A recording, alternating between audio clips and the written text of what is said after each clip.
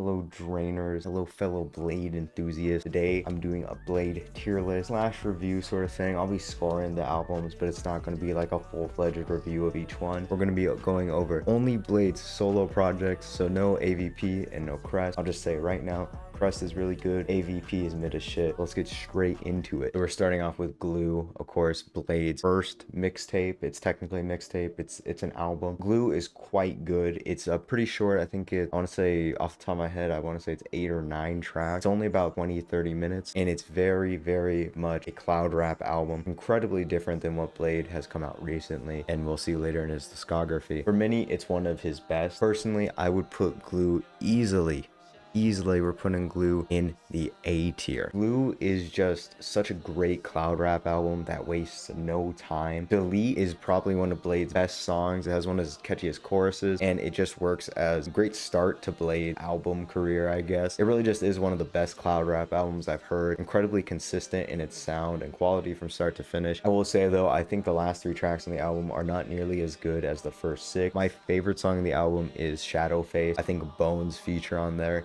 is incredible. Besides that, probably Delete is my second favorite on the album. I think Gluee is just overall a fantastic cloud rap album that shows a lot of the strengths of Blade's early work, and it doesn't really waste any of your time. It's very in and out in terms of its runtime, and I think because of that, it's incredibly strong, because even the weaker tracks don't stay for too long and they still fit the overall drained sound that they had on this album. I would personally give Gluee probably an 8 or a 9 out of 10. I think it's a phenomenal project and one of his best. Now moving on to Blade's second album, none other than Eversince. It's S tier. Eversince, in my opinion, is one of 2 or 3 Blade albums that really feel like a realized album. What I mean by this is I think a lot of Blade's albums don't really feel like albums in terms of the qualities of having an intro and an outro, kind of an overall theme and flow for the album. A lot of Blade's albums don't have that, like Red Light and ICEDANCER, for example. It really just feels like he had similar ideas for songs and then he just threw them all together and called it an album. Personally, I think the only 2 albums Blade actually really tried to stick with a theme and really have a solid album experience was Eversince and The Fool, and I'll get into The Fool later. But Eversince for me is perfect. I love everything about it. I think it's a 10 out of 10. It's incredibly cold and desolate and isolated, and Blade's vocals, it being really monotone and auto-tune, while people may say it's bad, I think it just helps to make this album feel even more desolate than it already is just based off White Armor's beats. I think Who Goes There is a perfect intro to this album, and I think Skin is one of Blade's best songs and a phenomenal outro. It's probably Blade's best slower track in my opinion, and the decision to end the album on the word Eversince is it's just such a nice touch, dude. Echo's features on here are also fantastic, and overall I just find it to be probably the most, maybe second most consistent album Blade has ever put out, and it's easily still one of his best, if not his best album, and I love everything about Eversince. Blade's next project is a mixtape called Working on Dying. In my opinion, it's pretty average. It definitely feels the most uninspired Blade album. He just doesn't really feel like he's trying anything too different or new, and instead a lot of the beats on here are feel a lot more generic than what was going on both Eversince and Gluee. Truth be told, I really feel like Blade just doesn't give a fuck on this entire album, which feels weird because he had EPs around this time like R.I.P. Blade. That feels like more effort was put into something like that than this actual album. Personally, I would put Working on Dying probably in D tier. It's just really one of Blade's most boring projects, truth be told. It just kind of feels pretty bland in comparison to what else he's put out before and after the album came out. I would probably give Working on Dying maybe a 6 or a 5 out of 10. D does not mean it's like the worst album ever. It just means in comparison to Blade's other projects, I really think it's the bottom of the barrel. I still do enjoy Working on Dying a bit. There's a few songs on there that I like. D925 is probably my favorite track on here. Anyways, I don't really have anything else to say on Working on Dying. I find it to just be kind of boring. Its runtime isn't that bad though, so it doesn't overstay its welcome. It's just kind of an okay release from Blade. Next, we have the album. This is the one that really divides people. Some people say it's Blade's best. Some say it's his worst. It's definitely a grower. I think out of all of Blade's albums, this one takes the longest to grow on people, or people just don't like it and don't really attempt to try to like it. After my countless listens of Red Light though, I can confidently say it is one of the Blade albums albums ever. I think people oversell it. I do think it's overhyped because some people are like, this is his best album. It's better than Eversince. It's better than everything. It's like, you actually got to be tweaking if you think it's better than Gluee or Eversince. Personally, I find Red Light to have a lot of highs, but also one or two painfully low lows. But overall, it's a pretty enjoyable album. I think people oversell it just a tiny bit though. Red Light is the start of what I was mentioning before, where I feel like Blade's albums are almost like playlists. Red Light doesn't really feel like a cohesive album, just feels like songs he was kind of thinking about and then put together. There's no real intro or outro. They're just good Blade songs, and nothing wrong with that, but he showed that he's able to make an actual album on Eversince, and it's kind of a bit disappointing that he didn't try to make actual albums after. He did later on, just not with Red Light. So I would personally put Red Light in B. I think it's good though. Honestly, my main issue with Red Light, besides sounding more like a playlist, is just that Nike Just Do It sucks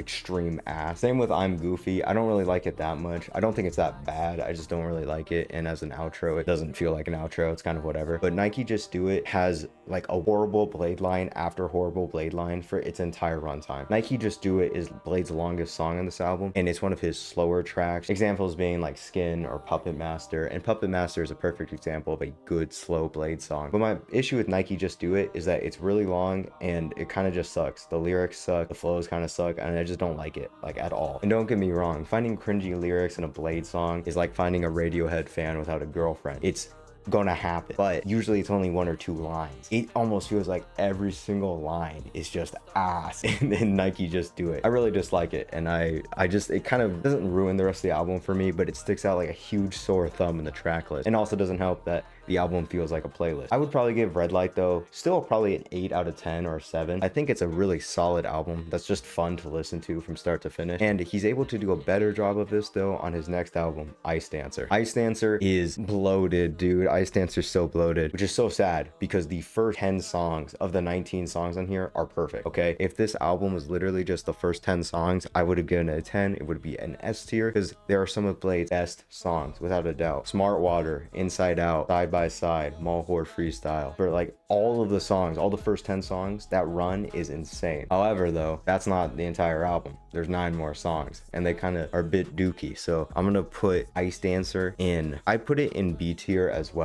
And the reason for that is the last 9 songs on the album, some of them just feel unnecessary. A lot of the songs in the second half of the album are really short, like a minute and a half long. The only songs I actually really like on the second half are Waster, For Nothing, and Special Place. But besides that, I really think there's not that many great songs in the second half of the album. And ICEDANCER, like Red Light, does feel a bit more like a playlist than an actual album. And I think the outro especially sucks ass on this album. It's pretty bad. But since the second half of ICEDANCER is not nearly as good as the first half, it just makes the album feel really bloated. I don't think Blade has any business making an album over 40 minutes long, okay? 35 to 40 minutes is Blade's maximum, in my opinion. Honestly, I feel really similar about Red Light as I do ICEDANCER. They're both just really fun albums to listen to if you turn your brain off, which I mean, that's what most people are doing when they're listening to Blade anyways. But both of them are fun, and I enjoy both of them a lot. I would probably give ICEDANCER a 7 out of 10. It's either on par with Red Light or a bit worse, just because that second half really is pretty boring in comparison to the amazing first half of ICEDANCER. Now here's where things get weird in Blade's discography. We have the start of the weird shit, or by weird I mean just a different sound. EXETER is the first step in this different direction from Blade, and it feels really stripped back, the most stripped back production wise that we've ever heard Blade, and it's pretty experimental in my opinion in terms of what Blade usually does. EXETER is extremely short. It's only like 9 songs and 18 minutes, and it definitely feels like Blade was just kind of trying to experiment with a different sound and just put out a project and see what people like, and I think that's good for him to do. Personally though, it's kind of hit or miss in my opinion. Some of the stuff lands, being very stripped back and being very different than what he usually does, but some of it's kind of whatever. I would probably put it in, honestly, I would probably put it in C. This is actually really hard because there's parts of this album I really like. I'd probably put it in B. Low B. The first 3 tracks on EXETER are really nice. They're very playful and kind of stripped back, and they just feel weird coming from Blade. But at the same time, they're really captivating. And I think the last 3 songs do the same thing. Of course, the most notable song is Love Story with Echo 2K. It's by far the most interesting song on the album, mostly because halfway through, the song like starts to deteriorate, where literally it's just fizzling out and becoming this like weird noise. And I think it's a really interesting and unique song in Blade's discography. The whole album though definitely feels very kind of just throwing shit at the wall and hoping it sticks. And it's good to experiment, but because of this, it feels kind of unfinished. A lot of the ideas aren't fully thought out, and it just feels a bit all over the place because it's like Blade's just trying new shit. But it doesn't really matter though, because it's an 18-minute long album. I know some people call it an EP. I think it's an album, but it's 18 minutes. It's super short. Blade's just doing these ideas, and overall I think it is still very unique and interesting to listen to. You know, honestly, thinking about it, I'd probably give it a 6 out of 10 or a 7. Because of this though, I'm probably gonna put it back in the C. Really, I do think it is a very mixed bag. While the first few tracks are super strong, it kind of loses some steam towards the middle, and then it's able to pick it back up near the end. 333 is his next album, and for me, it's a very interesting album from Bladee. There are some stupidly high highs on this album, also some really low lows. Some of Blade's best songs are on here. Oh Well, Reality Surf, and my personal favorite Bladee song, Noblest Strive. I think that's easily one of Blade's best songs, both lyrically, production-wise, and just everything on Noblest Strive is perfect in my opinion. That being said, we also have songs like Hundreds, which kind of sucks ass if I'm being honest. It's a very mixed bag for me personally, and that's why I'd probably put 333 in. I'd probably put it in, oh dude, it's so hard because the best parts of this album are incredibly strong, but there are parts that are just kind of boring or just kind of bad from Bladee. I'd probably put it in front of EXETER in C tier. What I like about 333 is Bladee is kind of going back into this more thinking about albums as albums. Wings in Motion is a very different intro from Bladee, but it really does feel like an intro to an album. And Swan Song feels like a great outro from Bladee, but it's the stuff in the middle that kind of just is a bit all over the place. As I mentioned before, there are some of Blade's best songs on this album: Noblest Strive, Oh Well, Reality Surf, but at the same time I find the rest of the songs to be decent or kind of forgettable, or in my case I think Hundreds is just straight bad. It's just a very all over the place album, and Bladee is attempting to make a very solid album, but it just kind of doesn't work out. But at the same time, it's Bladee, so of course I'm gonna fucking like it, and I still think it's pretty good. So I'd probably give it a 7 out of 10 as well,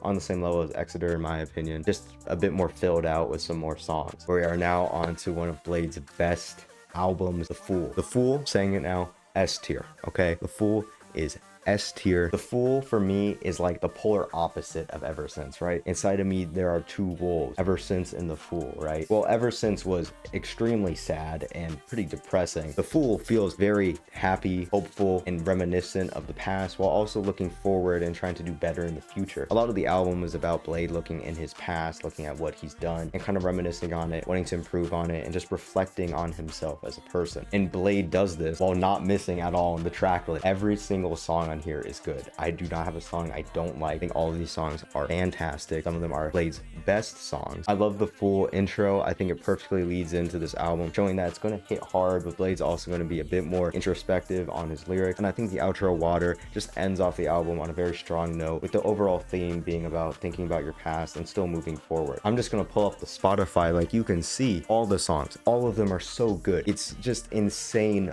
that Bladee was able to make an album so consistent, and it's incredibly fast. It feels so fast because every song is good. Every song is about 2 minutes, and it's only like 30 minutes long in total. If I had to pick my favorites on this album, and it is incredibly hard to because they are insanely good, it would probably be Trendy, Ego Baby, BBY, I Want It That Way, Desire, The 9 Is Up, I Think, Hotel, all of them. I love all the songs on The Fool, and I think it's a fantastic album from Bladee that I really don't have any flaws with. I guess if I had to say one thing, maybe Search True is a tiny bit weaker than the rest of the songs on the album, but it's still a fantastic song that holds the same energy that all the rest of these songs do. I think it's for sure one of Blade's best. I still like Eversince better, but I think The Fool is phenomenal and a perfect album that I would easily give a 10 out of 10. Now the last one we got is Spiderr, Blade's newest album, and it is it's an album that Bladee has made that is a bit polarizing for a lot of people. I think Spiderr just feels very confused as an album. It's trying to go in all these different directions with all these different sounds, and it doesn't really like fully flesh out one sound. It just kind of like halfway goes there, and then it'll go a different direction on the new song, and it just makes the album feel super all over the place, unfinished, and kind of sloppy, if we're being honest, for Bladee. And it comes as a surprise because his last album was The Fool, which was, in my opinion, fantastic, very focused on making a fantastic fantastic album with no misses and one very good sound. So Spiderr is kind of a very polarizing opposite to The Fool. Truth be told, I'd probably put it in D. I would honestly rather listen to Working on Dying. I really feel like as the album goes along, we just kind of lose more and more steam. We're just trying way too many things, and it just ends up being a very tiring, kind of boring album experience. I think Bladee is just trying to do so much on one album that he just stretches himself